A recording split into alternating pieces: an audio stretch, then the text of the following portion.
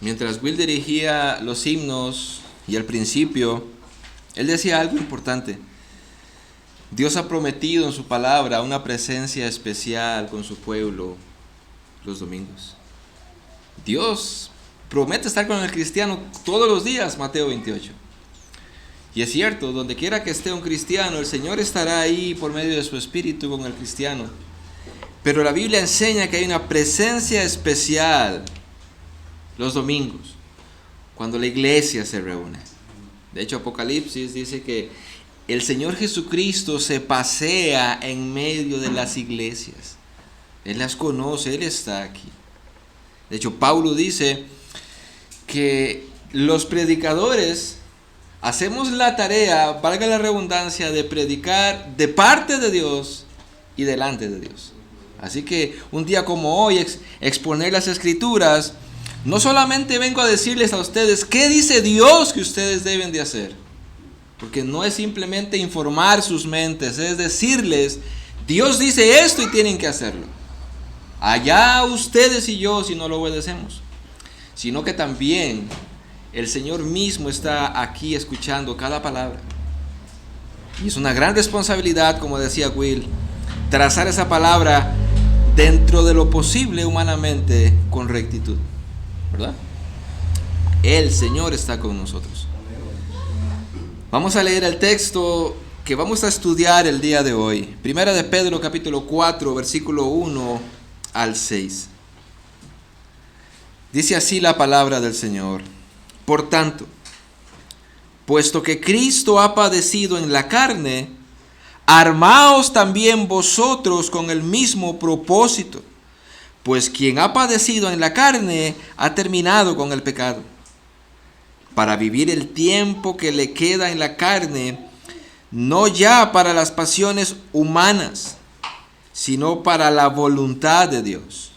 Porque el tiempo ya pasado os es suficiente para haber hecho lo que agrada a los gentiles, habiendo andado en sensualidad, lujurias, borracheras, orgías, embriagueces y abominables idolatrías. Y en todo esto se sorprenden de que no corráis con ellos en el mismo desenfreno de disolución, y os ultrajan. Pero ellos darán cuenta a aquel que está preparado para juzgar a vivos y a los muertos.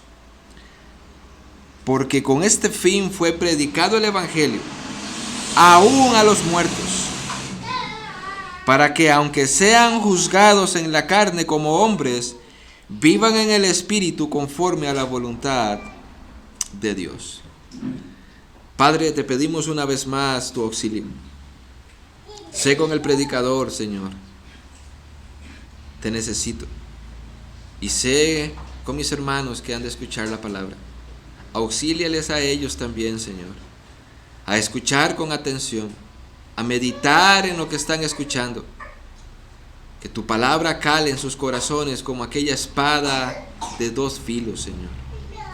A aquellos que no son cristianos y que están entre nosotros, oh Señor, que tu palabra cale en sus corazones trayéndolos a salvación. Háblanos el día de hoy, Señor.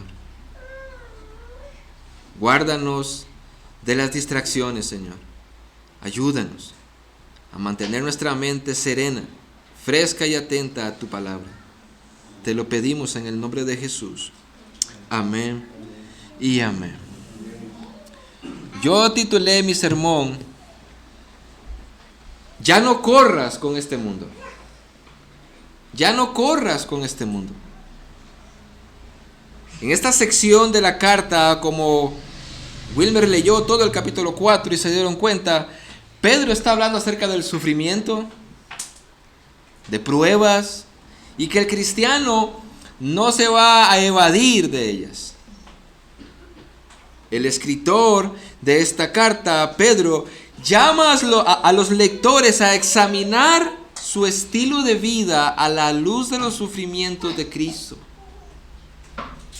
O sea, en otras palabras, como veremos en el sermón, si el cristiano tuviera claro cuál es su comportamiento, o cuál debiera ser su comportamiento, no se pondría en tantas pequeñeces. Por ejemplo, si fuéramos caminando a la orilla de un río y se les avisa a todo el pueblo, vamos a tener que meternos en el río a nadar para cruzarlo, usted no se pondría en pequeñeces si alguien le salpica los pies, porque de todos modos ya sabe que va a tener que meterse al río.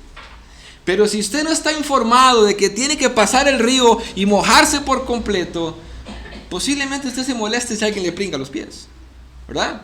Bueno, eso es lo que sucede en la vida cristiana. Como el cristiano no está apercibido de lo que debe de hacer y hacia dónde va posiblemente, se pone en pequeñeces en su vida cristiana.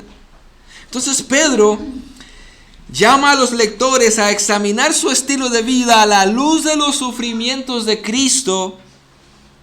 En estos versículos que hemos leído y que vamos a estudiar, Pedro vuelve al tema del sufrimiento de Cristo y prepara a los creyentes para el sufrimiento que tendrán que padecer.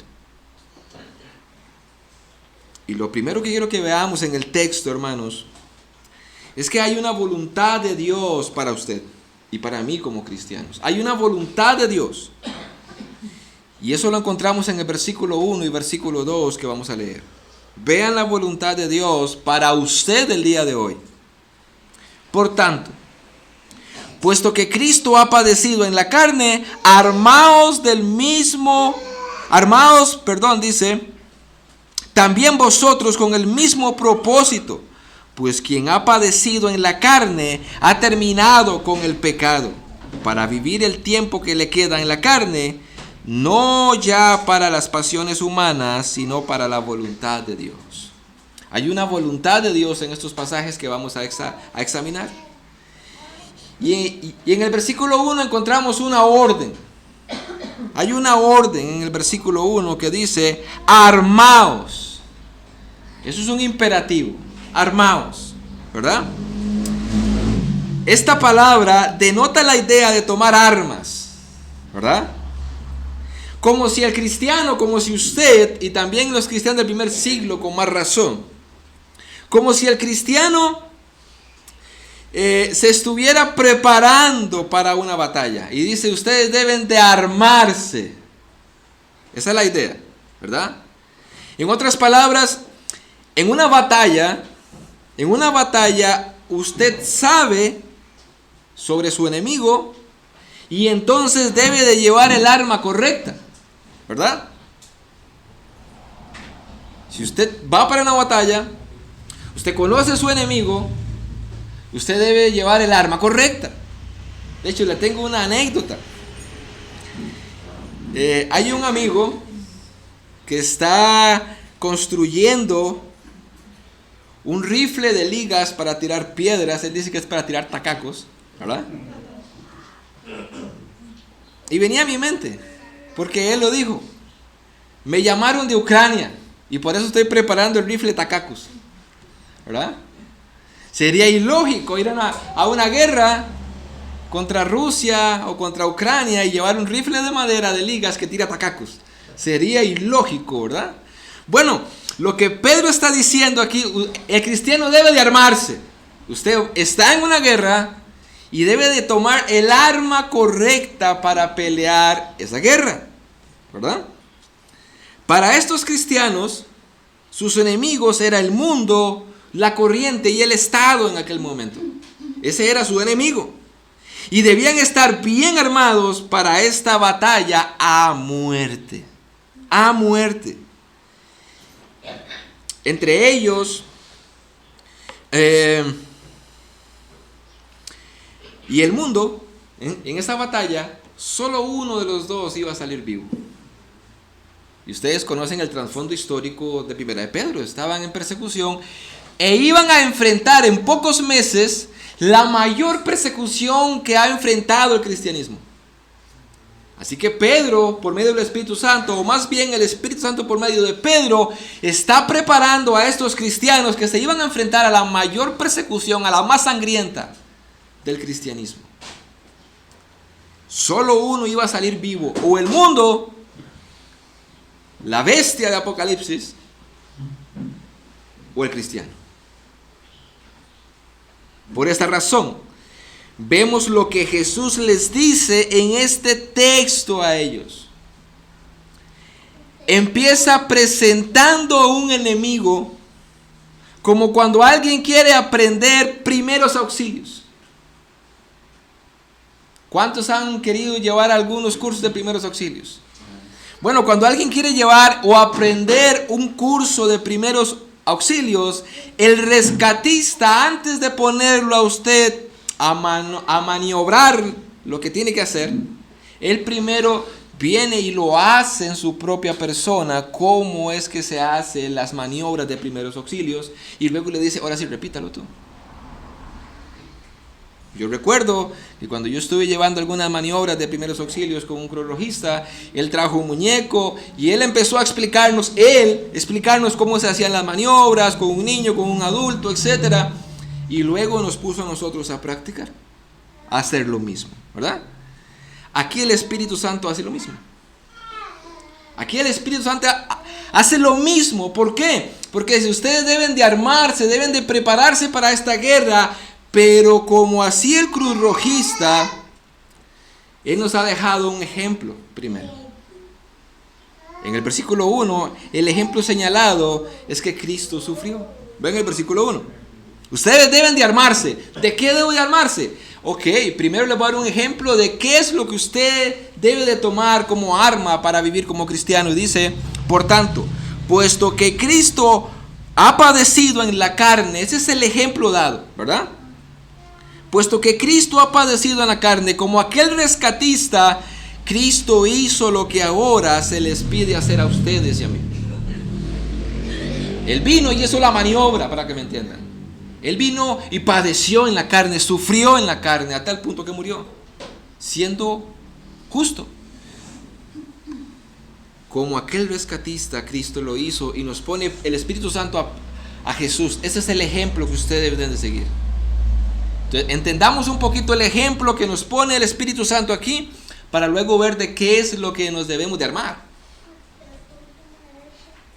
Cristo padeció en la carne. En otras palabras, Cristo siendo justo, Él sufrió en su propio cuerpo, ¿sí o no?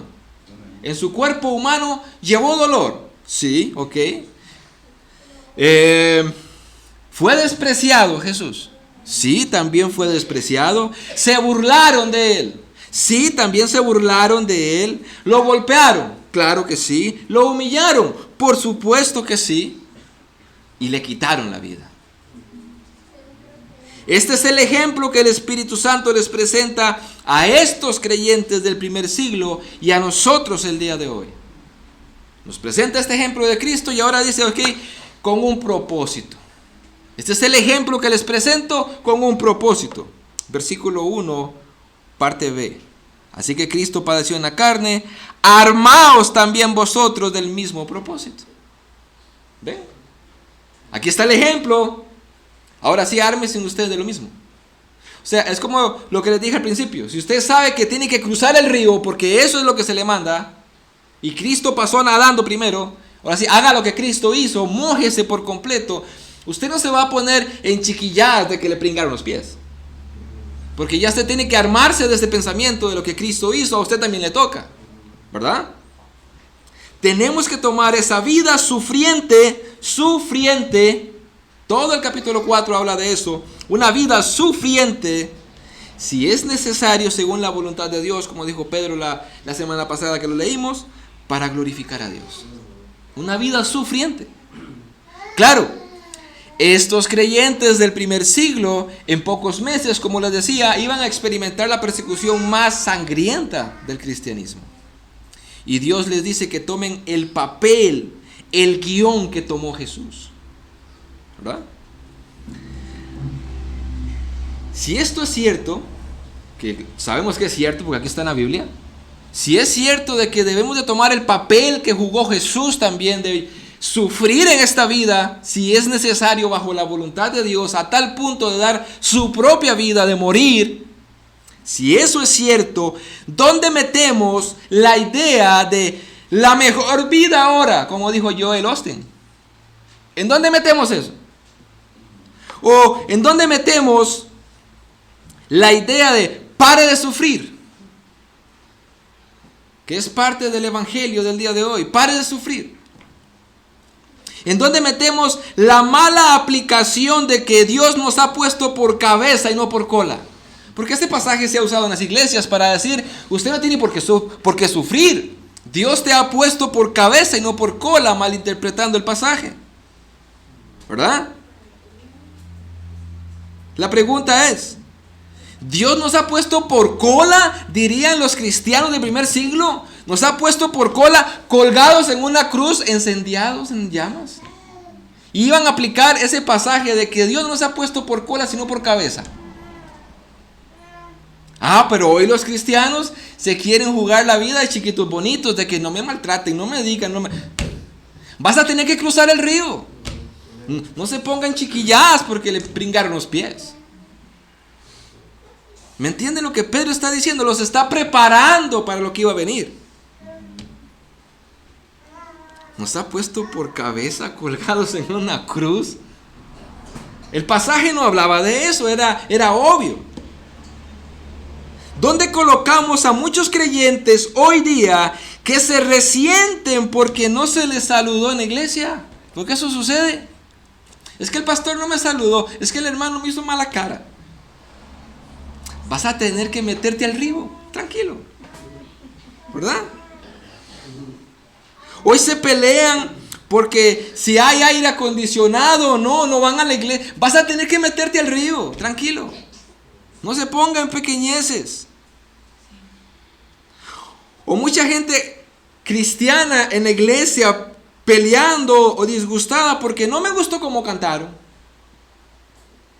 Se iban a poner en esa chiquillada los cristianos del primer siglo cuando sabían que se iban a reunir como cristianos para alabar a Dios y posiblemente los iban a colgar mañana.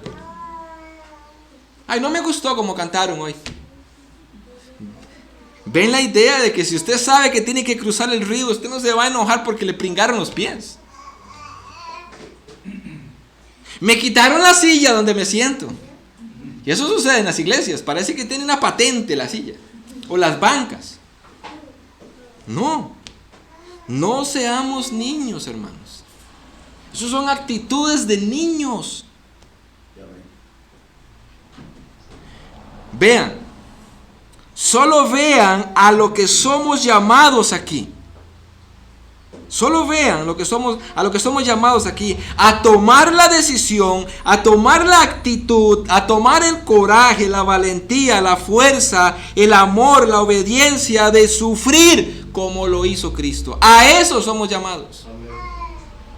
¿Ven por qué primero el Espíritu Santo pone el ejemplo de Jesús? Tal como lo hizo Jesús, si es necesario.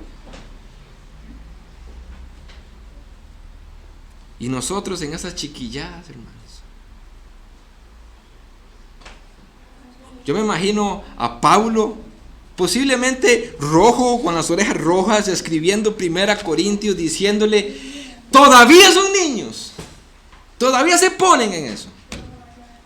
Y el autor de los Hebreos, que muchos dicen que también fue Pablo, me imagino también enojado, escribiendo la carta a los Hebreos. Deberían de ser maestros.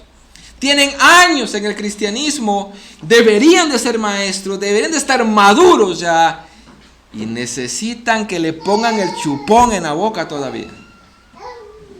Y yo creo que todavía el cristianismo el día de hoy en muchas iglesias, y esta no escapa, habemos muchos así. ¿Verdad? Habemos muchos niños espirituales todavía. Claro, con mucho conocimiento teológico. Como dijo Paul Washer, hermanos, tenemos que tener cuidado. Estamos en una época donde hay mucho conocimiento teológico y alguien lo dibujaba a un niño en pañales con una cabezota así. No sabe qué hacer con el conocimiento. Tiene conocimiento, pero no lo vive, no puede, no ha crecido, no ha madurado. Debemos de abandonar esas clases de pecados que hemos mencionado, de chiquilladas, de ponernos en cosas pequeñas. Hermanos, vamos a cruzar el río. Eso dice el pasaje. Vamos a cruzar el río. Si lo pringan, no se asuste, tranquilo, va a tener que sumergirse en el río por completo. Y eso nos lleva A lo que sigue diciendo el texto en el versículo 1, en su última parte, cuando dice: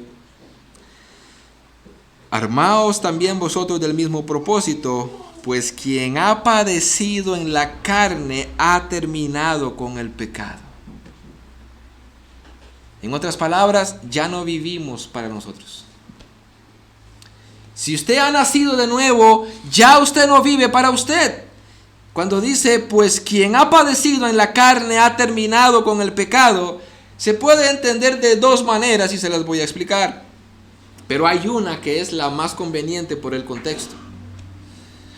Por un lado, cuando dice que el que ha padecido en la carne ha terminado con el pecado, nos habla de aquel dominio que tenía el pecado en nosotros. Una vez que hemos nacido de nuevo, ya el pecado no nos domina. Y por eso es que debemos de tener ese dominio propio para decir, mira, me cambiaron la silla, pero eso es una chiquilla, no me voy. Y tengo dominio propio. Y estoy feliz, estoy contento. No me saludó, me hizo una mala cara Yanina, tranquilo.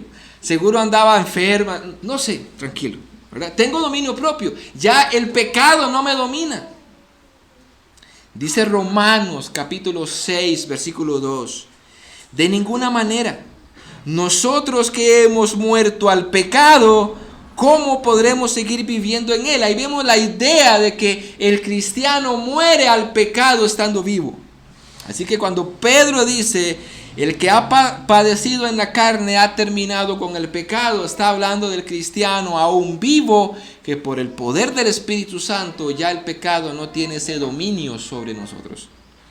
O como dice Pablo en Romanos capítulo 6, versículos 6 al 7, que dice, sabemos que nuestra vieja naturaleza, oiga la idea de Pablo, nuestra vieja naturaleza, nuestro viejo hombre, fue crucificada con él para que nuestro cuerpo pecaminoso perdiera su poder, dice la Nueva Versión Internacional, de modo que ya no sigamos siendo esclavos del pecado, porque el que muere queda liberado del pecado.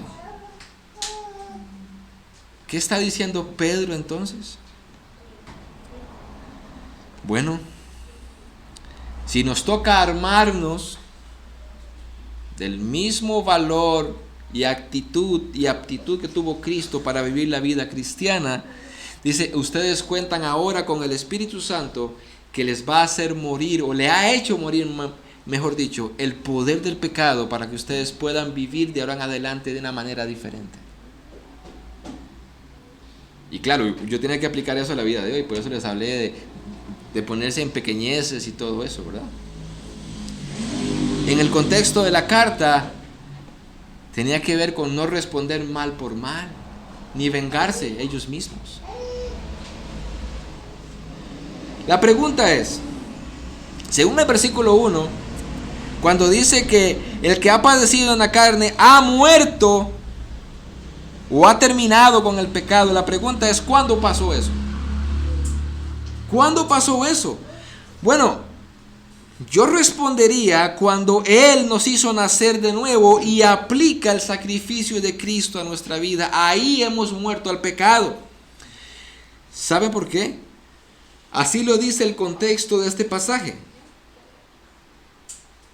Y vean Romanos 6, 8 que dice, ahora bien, si hemos muerto con Cristo tiempo pasado, confiamos que también viviremos con Él. Hemos muerto con Cristo tiempo pasado. Ahora, en nuestro texto, en el versículo 1, en el griego, Pedro usa un tiempo perfecto del verbo ha terminado. Un tiempo perfecto. En otras palabras, el tiempo perfecto indica que la acción sucedió en el pasado y tiene un efecto duradero para el presente y el futuro. Usted está vivo, pero fue muerto en el pasado en cuanto al pecado. Eso es lo que dice el griego. Ahora, por otro lado, también se puede entender que si el creyente ha roto con el pecado, ¿verdad? O ha tenido que ofrendar su vida en ese sentido, Él ha sido libertado del pecado, lo que más le traía dolor y lo que más le angustiaba el pecado. Si la persona ha muerto y es cristiana, ya no tiene más problema con el pecado. Pero en el contexto, hermanos, en este pasaje, la idea de morir al pecado gracias a la obra del Espíritu Santo, quien nos santifica y nos ha capacitado para seguir siendo una persona diferente en este mundo, a eso es lo que apunta el pasaje. A eso es lo que apunta debido al tiempo perfecto del verbo, que apunta que sucedió en el pasado. Y ahora estamos viendo entonces las consecuencias de eso, ¿verdad? Ahora, ¿por qué decimos que es la primera aplicación de que se refiere de que hemos muerto al pecado, al padecer en la carne? Tiene que ver con el nacer de nuevo, por lo que dice el versículo 2. Y aquí vemos la voluntad de Dios. Versículo 2. ¿Cuál es la voluntad de Dios? Si realmente usted ha muerto al pecado, si realmente usted ha padecido en la carne, si realmente usted ha nacido de nuevo, ¿cuál es la voluntad de Dios entonces? Versículo 2. Para vivir el tiempo que le queda en la carne, ¿ve que no se ha muerto? Todavía está vivo, pero ya murió el pecado. Que le queda en la carne, ya no para las pasiones humanas, sino para la voluntad de Dios. En otras palabras, Pedro vuelve a poner el dedo en la llaga y dice, si ustedes tienen ese ejemplo a seguir, ya no se pongan en chiquiñeces porque le pringaron los pies. Vivan para la voluntad de Dios, y la voluntad de Dios es que se metan al río, es que sufran en esta vida como cristianos. A eso hemos venido. De hecho, más adelante Pedro va a decir, no se sorprendan por el fuego de prueba que les ha venido, como si alguna cosa extraña les aconteciera. Es algo normal para el cristiano sufrir, ¿verdad? El tiempo en la carne no es para las pasiones humanas, dice el pasaje. Así que ahora que usted está vivo, yo lo veo vivo todavía respira. Y si ha nacido de nuevo, es para que viva no en las pasiones humanas, sino para la voluntad de Dios. Y note que el pasaje no dice, y para una vida religiosa. No, el pasaje no dice eso. El pasaje no está diciendo, Cristo te salvó para que usted vaya a la iglesia y usted lea la Biblia y ore y cante. No. Dice, es para que haga la voluntad de Dios, que es muy diferente. La voluntad de Dios. Y ahí es donde nosotros insistimos, aquí está la voluntad de Dios. Es trabajo suyo leer y estudiar este manual, porque ahí está la voluntad de Dios para nosotros. Aquí está la voluntad de Dios para la iglesia local. Ahí está la voluntad de Dios. Ahí está la voluntad de Dios para usted como padre, como esposo, como esposa, ahí está. Y para eso, dice el pasaje, te salvó el Señor. Te libertó del pecado, del poder del pecado, para que usted ahora pueda vivir bajo la voluntad de Dios. Y si vemos a alguien que no puede vivir bajo la voluntad de Dios, es muy fácil. Dijo alguien, si lo puso una gallina, si es blanco, se quiebra y se puede cocinar, es un huevo. Si hay alguien que no puede vivir bajo la voluntad de Dios, o sea, obedeciendo la Biblia, el mismo pasaje dice, bueno, es porque no te han libertado del poder del pecado. Sencillo, ¿verdad? O sea, no eres un cristiano. De hecho, nosotros hemos visto, en este pasar del tiempo, hemos visto a personas que se esfuerzan humanamente para tratar de vivir una vida cristiana y no pueden. No pueden. Tratan de vivir una vida cristiana, tratan. Y es de aplaudir, tratan, pero no pueden. ¿Y por qué no pueden? Porque no han sido libertados del poder del pecado. Son todavía impíos. Y hay muchos que ni tratan. Hay muchos que ni se esfuerzan. ¿Alguna vez usted ha visto una mata de chayotes sudando para dar chayotes? ¿Verdad que no? Por naturaleza da chayotes. El cristiano por naturaleza Da frutos por naturaleza. O dígame que no, que al verdadero cristiano le nace en el corazón sentarse a leer la Biblia. Le nace estudiarla, le nace predicarla. Y cuando aprende algo que tiene que hacer, le nace ponerlo en práctica. Le nace de corazón. Por eso cuando vemos a alguien que trata y se esfuerza y no puede, hay una luz roja, hay algo ahí. Porque se supone que fue libertado del pecado ya, del poder del pecado. Ya no lo subyuga, ya no puede controlarlo, tiene dominio propio. Y dice el pasaje específicamente, ¿para qué fuimos libertados del poder del pecado? Para que vivamos en la voluntad de Dios. Para eso.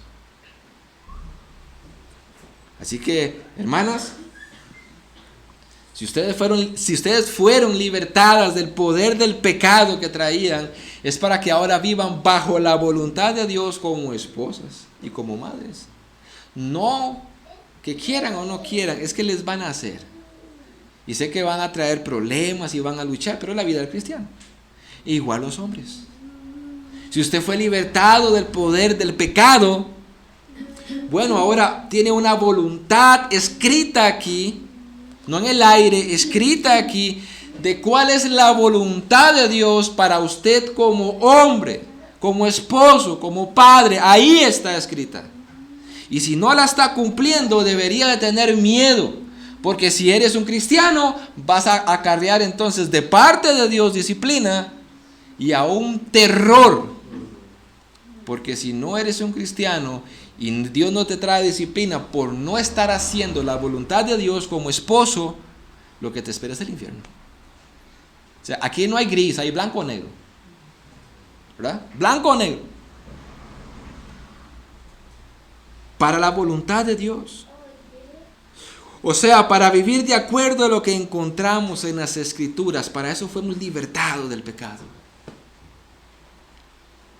De hecho, por eso Pedro dijo atrás, en el mismo libro, en la misma carta: ahora ustedes deben de desear como niños recién nacidos la palabra no adulterada para que crezcan en salvación. Lo desean. El que no desee estudiar la Biblia y aplicar la Biblia a su vida es porque no es un niño recién nacido, no ha nacido de nuevo.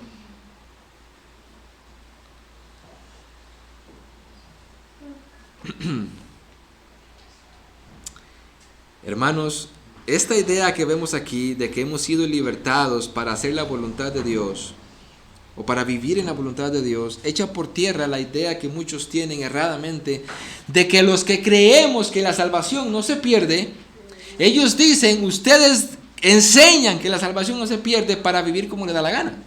No, este pasaje dice lo contrario. Dios nos libertó del poder del pecado y hemos muerto al pecado, no para vivir como me da la gana, para vivir haciendo la voluntad de Dios. ¿Ven? La salvación no se pierde, jamás se va a perder un cristiano, pero también como seña distintiva del cristiano va a vivir obedeciendo y haciendo la voluntad de Dios. De hecho, Jesús lo dijo: mis ovejas oyen mi voz y me siguen. Me siguen. ¿Verdad? Como padres, como les decía, tenemos una voluntad de Dios, como hijos una voluntad de Dios escrita, y como esposos y esposas, y también como cristianos, creyentes y pertenecientes a una iglesia local, también tenemos una voluntad de Dios escrita. Por eso estamos estudiando los martes y ojalá, y no pueden decir que no, pero estamos enviando los links también a la iglesia para que se conecten. Estamos estudiando eclesiología. Y esta semana vamos a empezar acerca de la membresía. Y posiblemente algunos otros temas más que tengan que ver con la iglesia. Porque hay una voluntad de Dios escrita que debemos de cumplir como cristianos. Mateo 21:31 dice: después de la parábola de los dos hijos que dijeron, vamos a ir a trabajar, y uno no quiso ir, dice Jesús, ¿cuál de los dos hizo la voluntad del Padre? Y en el contexto, tenía dos hijos, a los dos les dijo, vayan a trabajar, haz esto. Y uno dijo, sí lo haré, voy a ir, pero no lo hizo. Eso se me parece a muchos cristianos el día de hoy que dicen, sí, me gusta el cristianismo, me gusta la Biblia, me gusta la buena doctrina, pero no lo hacen, ¿verdad? No lo hacen. Quiero asistir a la mejor iglesia en doctrina, perfecto, pero no lo hacen. O sea, no pone en práctica lo que dijo o lo que aprende. Se me parece mucho. De hecho, un pastor muy amigo dijo en una consejería, ustedes andan buscando una iglesia sana y con buena doctrina. El problema es que no quieren que le apliquen esa sana doctrina a ustedes. La quieren escuchar, la quieren aprender, pero cuando se la aplican a ustedes como familia, yo creo que tienen razón. Hubo otro hijo que dijo, yo no voy a ir, pero luego recapacitó y fue. Entonces Jesús termina diciendo, ¿cuál de los dos hizo la voluntad del Padre? Ellos dijeron, el primero, ¿verdad? Jesús les dijo, en verdad os digo que los recaudadores de impuestos, las rameras, entrarán primero en el reino de los cielos antes que vosotros. Y le estaba hablando a los fariseos y escribas que estaban ahí. Ustedes eran de los que decían religiosamente, somos hijos de Dios y hacemos la voluntad de Dios, pero no lo hacían. Y estaban las rameras y los recaudadores de impuestos, etcétera, que al principio vivían como les daba la gana, pero les llegó el mensaje del evangelio y dijeron, vamos.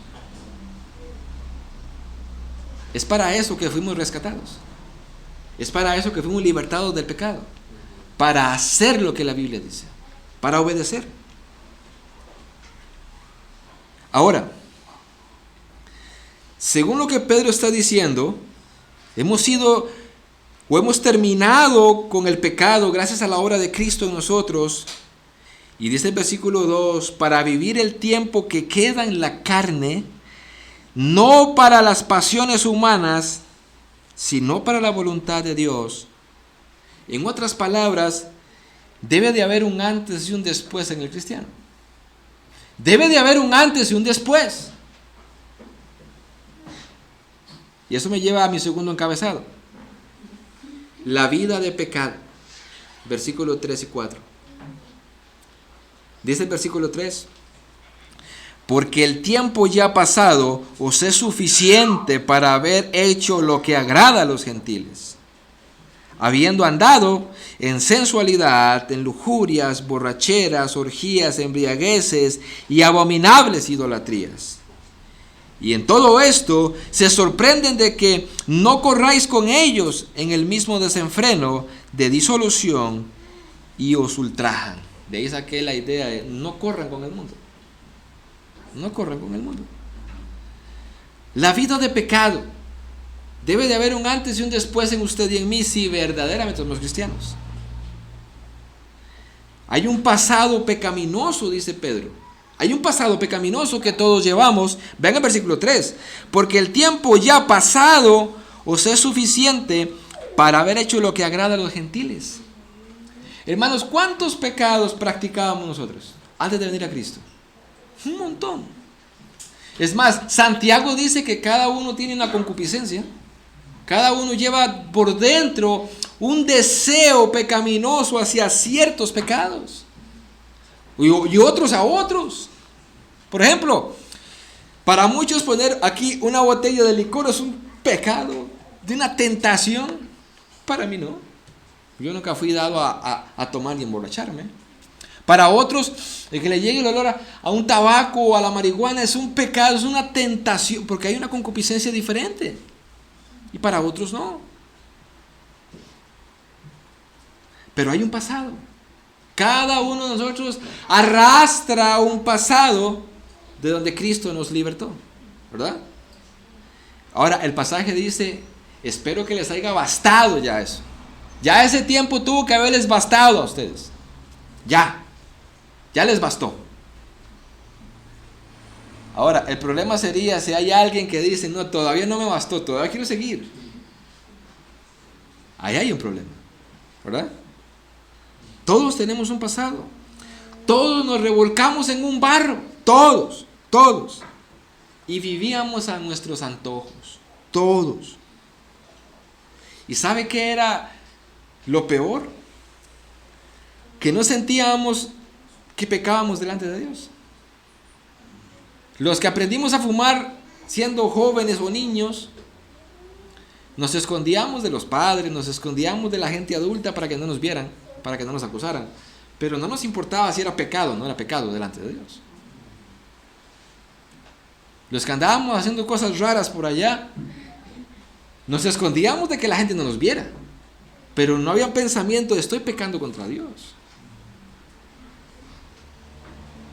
No nos importaba qué decía Dios, lo que nos importaba qué decía la gente. ¿Verdad? Dice 1 Corintios capítulo 12, versículo 2, sabéis que cuando erais paganos, de una manera u de otra, erais arrastrados hacia los ídolos mudos. O sea, lo que Pablo está diciendo en ese pasaje, que quiero aplicarlo a esto, es que nosotros de una u otra manera, cuando éramos paganos, éramos arrastrados, éramos seducidos, éramos llevados por nuestros pecados. Por eso que en el contexto dice, ustedes ya terminaron con el pecado, ustedes ya no tienen ese yugo del pecado. Cuando le montan un yugo a un buey, lo controlan con el yugo. El buey no puede irse por donde quiera. Una vez que le quitan el yugo y lo dejan libre, él puede caminar por donde quiera. Bueno, el yugo era el pecado, nos controlaba, éramos esclavos. Fuimos libertados y dice Pedro, espero que les haya bastado ese tiempo ya. Ya no pueden seguir viviendo igual. No pueden. Si eran rebeldes, si no hacían caso, ya eso pasó. ¿Verdad? Ahora, nuestro texto en el versículo 3 dice, ya es suficiente. Ya es suficiente. En otras palabras, ya no más. Cada verdadero creyente debe vivir una vida diferente. Debe de haber una reforma en su vida. Una reforma. Yo me he hecho esta pregunta, y esta pregunta la escuché de otro predicador. ¿Cuántas veces necesita el cristiano leer en la Biblia o escuchar un sermón acerca de algo para saber que está mal y dejarlo de hacer? ¿Cuántas? Debiera con solo una. Con solo una. Con solo una.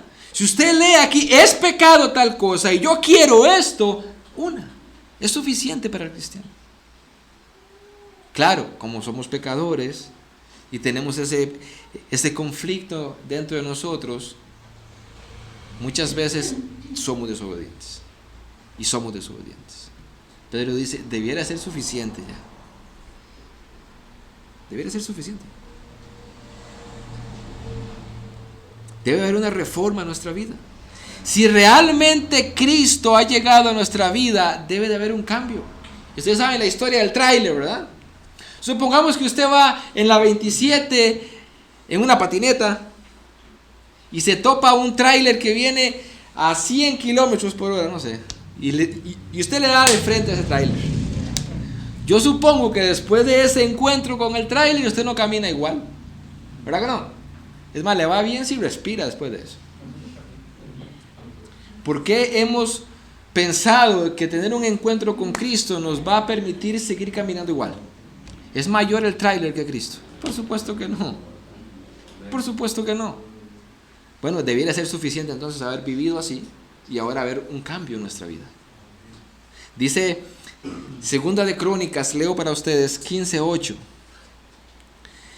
Y cuando Asa oyó estas palabras y la profecía del profeta Azarías, hijo de Oded, se animó y quitó los ídolos abominables de toda la tierra de Judá y de Benjamín, y de las ciudades que había conquistado en la región montañosa de Efraín.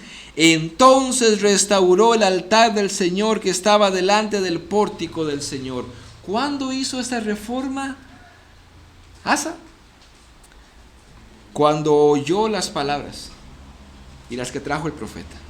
Escuchó y dijo, esto dice Dios, esto va en contra de lo que estoy haciendo, voy a cambiarlo. Inmediatamente trajo una reforma. Bueno, así es el cristiano. El cristiano así debiera de ser. Escucha qué es pecado, escucha cuál es la voluntad de Dios y camina ahí. Esa debería ser la reacción lógica del cristiano, ¿verdad? Dijo alguien por ahí, el problema son con las cabras que están en la iglesia. Yo le decía, no hermano, es que muchas veces no hay cabras, hay rinocerontes endemoniados. No son ni cabras. Pedro nombra a algunos pecados que ellos practicaban y que ya no debían de vivir ahí. Vean el versículo 3, parte B, cuando dice, él da una lista, dice, porque el tiempo ya pasado os es suficiente para haber hecho lo que agrada a los gentiles, habiendo andado en sensualidad, lujurias, borracheras, orgías, embriagueces y abominables idolatrías. Déjenme nada más explicárselas de una forma rápida a cada una de ellas. Sensualidad. En el griego el plural, como lo menciona otras versiones, desenfrenos, indica múltiples actos de lujuria e iniquidad, descontrolados. Es decir, los gentiles demuestran un desaire total por cualquier restricción. Lujurias. En el mal sentido de un deseo pecaminoso. Con frecuencia se lo relaciona a la inmoralidad, la lujuria. Borracheras. En el original esta expresión significa rebosando de vino. La Biblia no prohíbe tomar vino. La Biblia no prohíbe el alcohol. Tacha como pecado la embriaguez. Y aquí lo vemos una vez más, las borracheras. Eso es pecado. Por eso nosotros participamos de la cena del Señor con vino, porque no es pecado. Pero las borracheras sí, rebosando de vino. Luego dice orgías. Y dice un comentarista, he aquí una clara definición del término orgías. Una expresión nocturna y desordenada de individuos medio borrachos y entre la jarana del desfilán después de la cena por las calles con música y antorchas en honor a Baco o algún otro dios y que cantan ante las casas de sus amigos o amigas. Eso es una orgía, algo comunitario. Y hay muchas clases de orgías, ¿verdad? Embriagueces. En otras palabras, una parranda. Es la palabra griega que traducimos como parranda, que significa una fiesta donde se bebe, no a embriagarse, no al exceso, pero da oportunidad para eso. Eso también se debe de abandonar. Y luego ni qué decir de la idolatría, que ya está bien claro que es una idolatría, ¿verdad? Era rendir culto o adorar a una criatura en vez del Criador. Dice, eso hay que abandonarlo en este contexto histórico. Ahora, Dios no nos deja excusa, hermanos. Cada uno tenemos un pasado pecaminoso y nos ordena salir de ahí. De hecho, en el libro de los Hechos 17:30 dice, por tanto, habiendo pasado por alto los tiempos de la ignorancia, o sea, diciendo, habiendo pasado con paciencia su vida pecaminosa anterior, Dios declara ahora a todos los hombres, en todas partes, que se arrepientan. Que se arrepientan. Basta ya vivir así. Deben de arrepentirse. Claro, cuando sucede eso, cuando el cristiano se aparta del pecado, cuando el cristiano pone un límite y dice, ya no voy a vivir más así, ya no voy a vivir como vivía antes, ya no voy a vivir como el mundo, Cristo me libertó del pecado, eso trae una reacción de la gente del mundo. Eso trae una reacción. Vean el versículo 4. Y en esto, o sea, como ustedes se apartaron de todo esto, como ustedes ya no viven de esa manera, se sorprenden de que ya no corráis con ellos en el mismo desenfreno de disolución y os ultrajan. La gente se sorprende. La gente dice, no puedo entender por qué este ya no hace así, por qué ya no hace así, por qué ya no vive así. En otras palabras, somos extraños. Recuerden que Pedro ha dicho que somos extranjeros y peregrinos en este mundo. Y como dijo alguien, el cristiano es un bicho raro.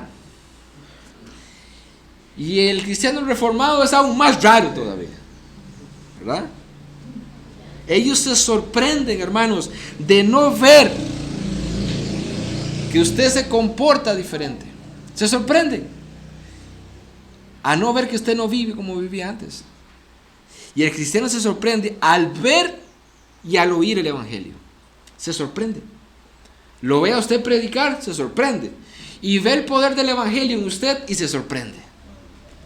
Escuchen un ejemplo claro, vívido de las escrituras. Hechos 17, versículos 19 y 20 dice: lo tomaron y lo llevaron al Areópago diciendo: ¿podemos saber qué es esta nueva enseñanza que proclamas? Porque te oímos decir cosas extrañas, por tanto, queremos saber qué significan. Ellos estaban sorprendidos de ver que Pablo predicaba otra cosa que ellos no habían entendido nunca ni habían escuchado. Pero también esas personas acusan la conducta de los cristianos y el mundo reacciona y ofende a los cristianos. Más adelante también dice Hechos 13:45. Bueno, en la consecuencia más atrás del 17 donde estábamos, Hechos 13:45 dice: pero cuando los judíos vieron la muchedumbre, se llenaron de celo y blasfemando contradecían lo que Pablo decía. Es la reacción lógica. Estos judíos tenían a Pablo antes como compinche. Este es de los nuestros, persigue a los cristianos. Tiene un encuentro con Cristo y ahora más bien es un cristiano que predica el evangelio. Y al escuchar lo que Pablo estaba diciendo, dice que los judíos vieron la muchedumbre de personas que habían ahí escuchando a Pablo, se llenaron de celo, blasfemando, contradecían lo que Pablo decía. Esa es la reacción lógica del no cristiano. Su vecino, su hermano, su papá, su primo va a reaccionar diciendo: pero ¿por qué ya te cambió tanto? Le lavaron el coco, le lavaron el cerebro, ahora es un santulón, ¿verdad? Ahora es un santulón, es cosa rara, ¿verdad? Bueno, Pedro lo dice, a ellos les es cosa extraña. Les parece extraño que ustedes no corran ya con ellos. Ellos blasfeman. De hecho, Santiago capítulo 2, versículo 7 dice: ¿no blasfeman ellos el buen nombre por el cual habéis sido llamados? Y quiero llamar la atención, hermanos, a todos en general, en algo que he visto muchas veces, y sé que no lo hacen con ese corazón, pero los que tenemos WhatsApp, tengamos cuidado con algunos stickers que muchas veces en son de broma y dan gracia, pero viene el nombre del Señor ahí. Dice Dios, dice Jesús o tatica Dios o cosas así. Estamos violando un mandamiento de tomar el nombre del Señor en vano. Si lo hacen, que lo hagan las personas inconversas, que ellos hablen mal del nombre de Dios, que lo hagan ellos. Pero tengamos cuidado nosotros de no tomar el nombre del Señor en vano. Nada más una aplicación de que me acordé acerca de eso. Ellos sí hablan mal del camino, ellos sí hablan mal del cristianismo, ellos hablan mal de los cristianos porque no vivimos como ellos. Es lógico. Ahora, para terminar, hermanos, 5 minutos. Ya que los no cristianos van a reaccionar ante nuestro vivir una vida santa, una vida piadosa, no perfecta, pero una vida piadosa, alguien que se esfuerza. Por ejemplo, ¿cuándo fue la última vez que usted tuvo que decirle a alguien: no puedo estar con ustedes a esta hora porque a esta hora yo como padre tengo una enseñanza en mi casa y no puedo estar con ustedes como amigos? No puedo. Que hay un partido, no puedo ver el partido con ustedes. Tengo como cabeza de hogar una enseñanza con mis hijos y con mi... No le van a decir: usted está loco. ¿Cómo que usted no va a ver el partido con nosotros? ¿Cómo que usted no va a ir a tal? ¿Cómo que usted no va a ir a pasear con nosotros solamente porque el domingo tiene que congregarse? No voy a ir.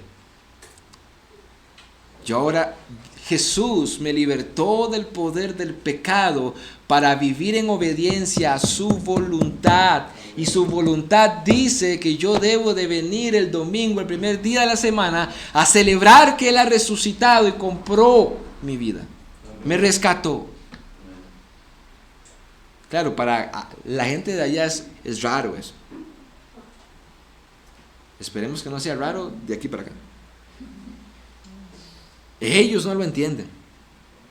Para ellos el domingo es el día de celebrar lo que ellos quieran hacer. El hedonismo.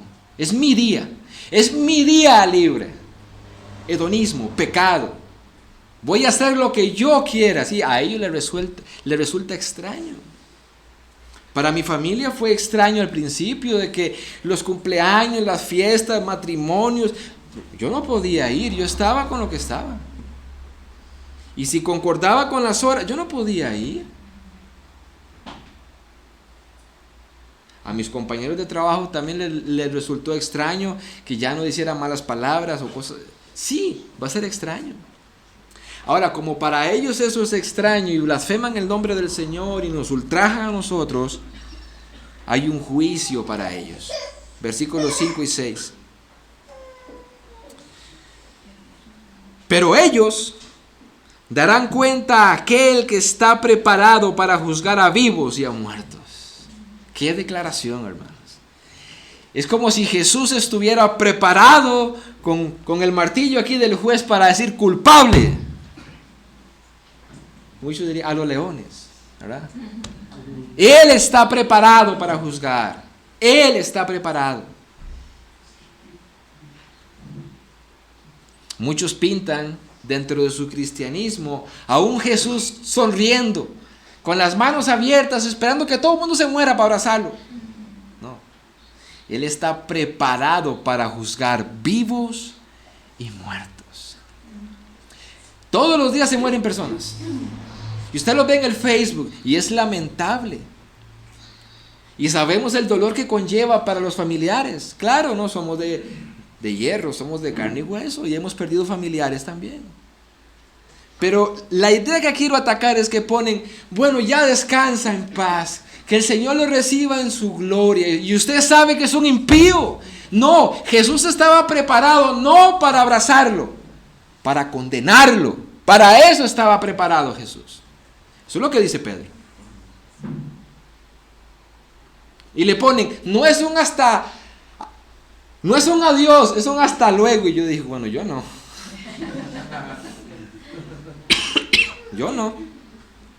Yo no lo voy a ver en las mismas circunstancias.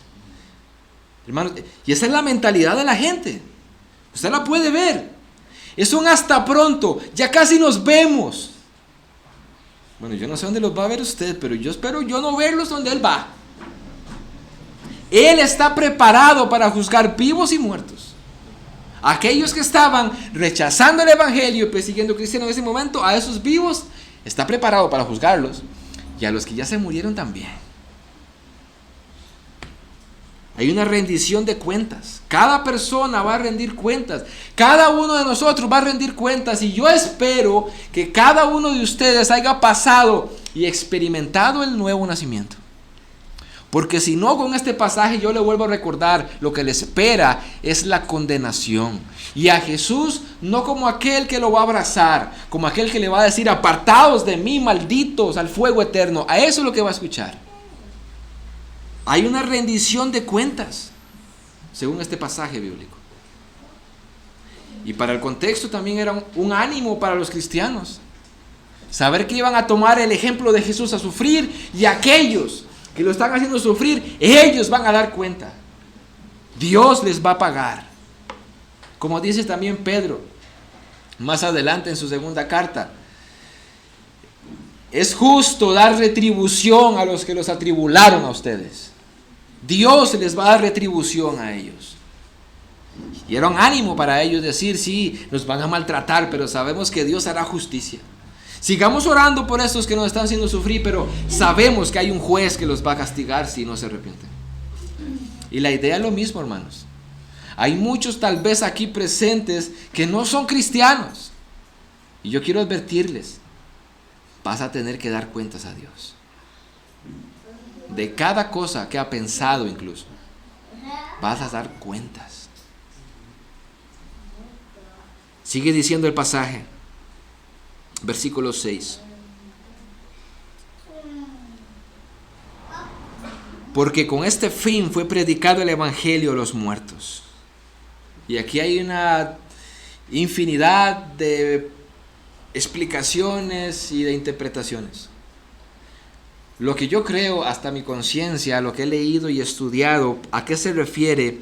De que para eso fue predicado, con ese fin fue predicado el evangelio a los muertos. Está hablando de que incluso aquellos cristianos que ahora ya están muertos, ellos escucharon el evangelio de Jesucristo estando vivos para no ser condenados con los demás, para ser libertados del pecado, en el contexto.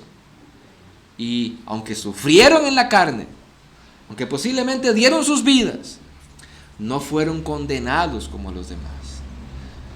Muchos, incluso en el segundo siglo, dijeron que este pasaje estaba hablando de que Jesús fue en ese tiempo de la muerte y la resurrección, fue al infierno y le predicó a los que estaban ahí.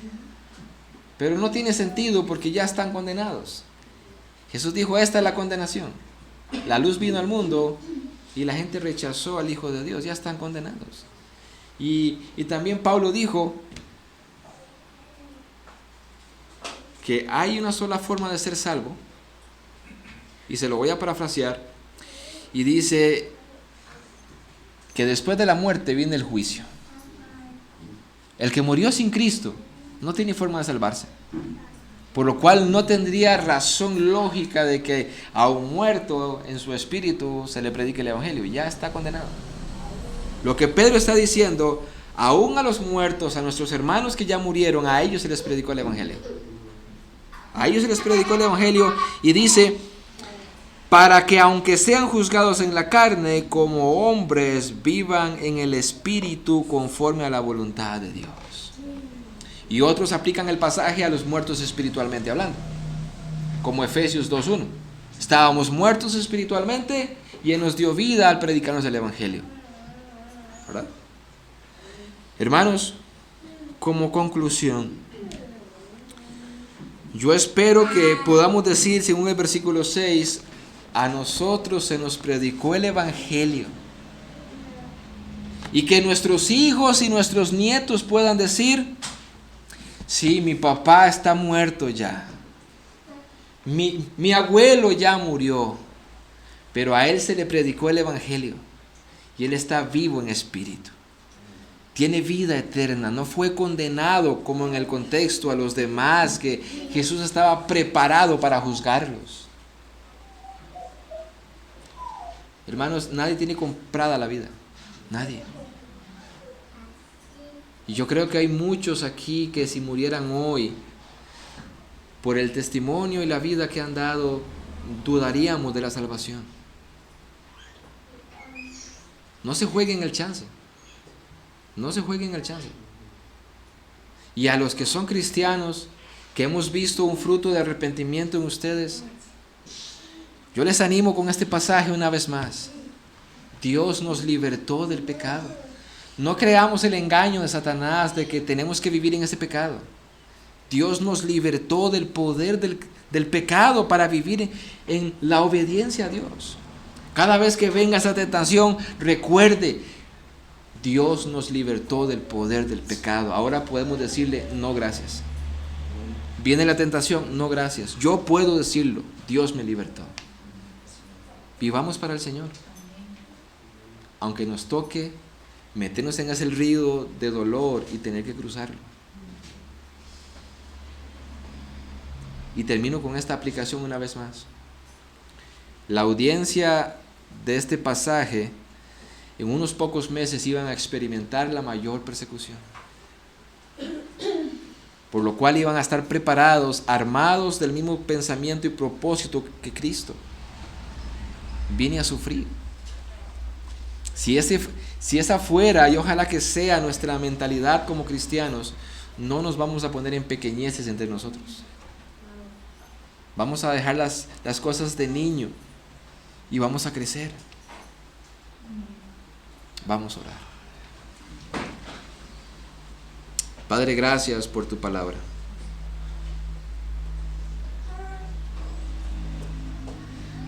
Perdónanos porque muchas veces desenfocamos nuestra mente, Señor, de cuál es nuestro papel en este mundo.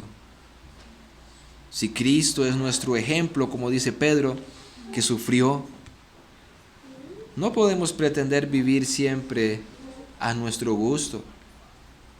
Vamos a tener problemas, dificultades, dolor. Ayúdanos a vivir, Señor. Ayúdanos a vivir.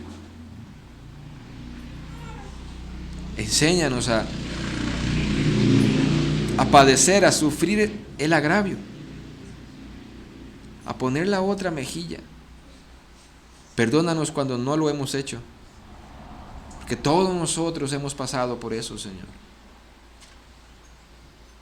Ayúdanos a los que tú nos has hecho nacer de nuevo por tu voluntad, a vivir cada día más en esa voluntad, Señor, a someternos a tu palabra, a huir del mundo, a vivir en santidad, Señor.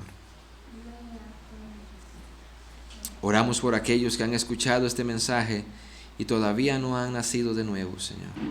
Ten misericordia de ellos, que ellos puedan recordar de que Jesús está preparado para condenarlos, para juzgarlos, que ellos puedan entender quiénes realmente son delante de Dios, lo que han hecho y lo que les espera de morir en esa condición, Señor. Ten misericordia. Oramos por nuestros hijos, Señor, que tú puedas usar las enseñanzas de las madres durante los días, las enseñanzas de los padres en sus devocionales. Usa la predicación los domingos que ellos escuchan. Oh Señor, tráelos a salvación. Tráelos a salvación, Señor. Ten misericordia de los niños. Este mundo quiere envolverlos y son tan fácilmente vulnerables, Señor. Aún más cuando no ven un padre que realmente represente a Cristo en su casa. Son más vulnerables todavía. Ayúdanos a nosotros como padres a modelarles el Evangelio, a modelarles el cristianismo que concuerde con lo que le decimos con nuestras palabras y con lo que escuchan desde este púlpito, Señor. Ten misericordia de nuestros niños. Te lo pedimos en el nombre de Jesús. Amén y amén. Hermanos, así sentaditos antes de que se levanten, dos anuncios. Uno de ellos